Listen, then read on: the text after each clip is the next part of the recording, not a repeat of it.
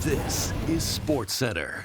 Hey everyone, I'm Luca Celebre, and this is Digital Sportscentre presented by Montana's Barbecue and Bar. And what a weekend of NFL football we just witnessed. The Super Bowl matchup is set, and the three-peat is alive and well as once again the Chiefs rule the AFC. I'm sure when Tom Brady retired, he didn't think his GOAT status would be in question this quickly, but Patrick Mahomes is just that good. The numbers don't lie. Sunday was Mahomes' 17th career playoff win, passing Joe Montana for second all-time. Only Brady has more. It was his 6th playoff win when trailing in the fourth quarter, and only Brady has more. And it'll be his 5th Super Bowl appearance, tied for second most all-time by a quarterback. And you guessed it, only Brady has more. And let's not forget, Mahomes won't even turn 30 until next September. Brady, on the other hand, didn't reach his 5th Super Bowl until he was 35. Now, if you're a Buffalo fan, cover your eyes, because a lot of this greatness has come at the expense of Josh Allen and the Bills.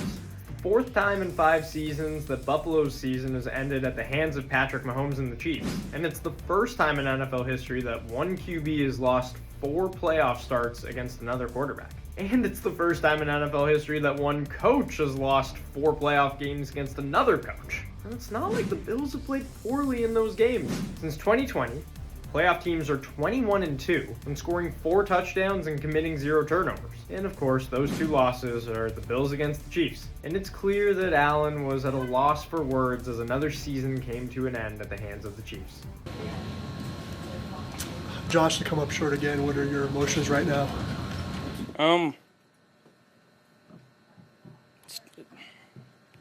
It's not fun.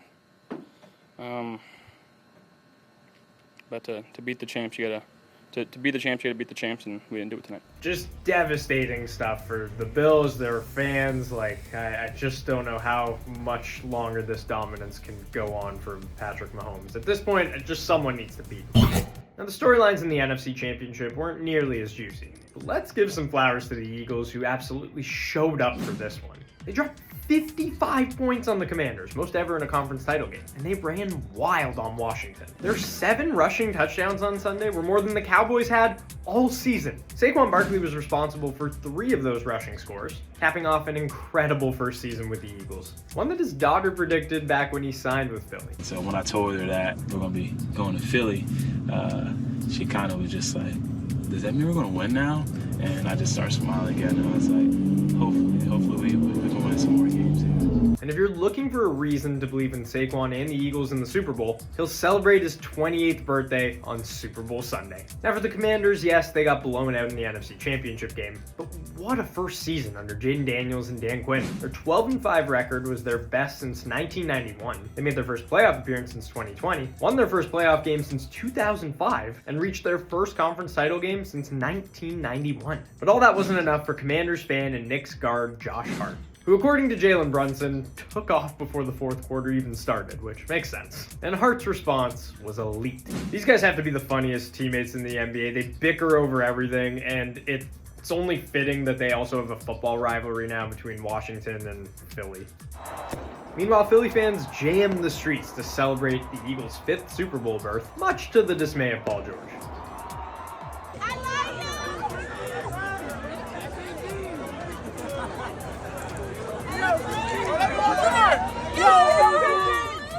Being stuck in traffic surrounded by Eagles fans, if you're not an Eagles fan, maybe the most obnoxious situation you've ever been in. But hey, you gotta understand it. They just made it to the Super Bowl again.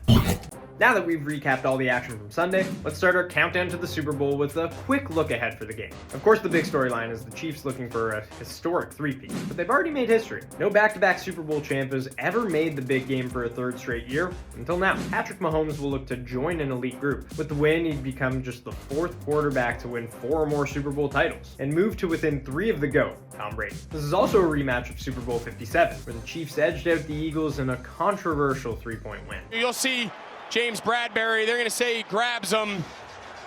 He's got his left hand on his back. I don't know. That holding penalty led to the game-winning field goal and added another chapter to the Chiefs get all the calls narrative. We'll also have our second Andy Reid Bowl. Reid holds the franchise records for coaching wins for both Kansas City and Philadelphia. He's making his 6th Super Bowl appearance, his 5th for the Chiefs, and 1 with the Eagles way back in 2004. And our friends at FanDuel have the Chiefs as a slight favorite to make some history. They open as a slight 1.5-point favorite 2 weeks ahead of the big game.